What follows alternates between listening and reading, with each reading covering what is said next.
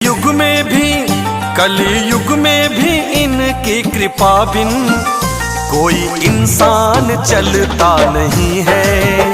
कली युग में भी इनकी कृपा बिन कोई इंसान चलता नहीं है।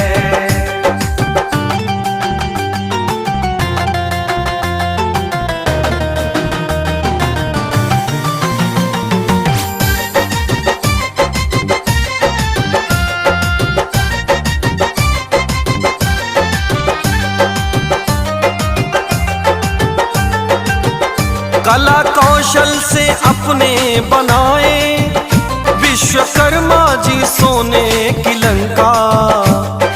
जय हो बाबा विश्वकर्मा की। हो कला कौशल से अपने बनाए विश्वकर्मा जी सोने की लंका। खंडहर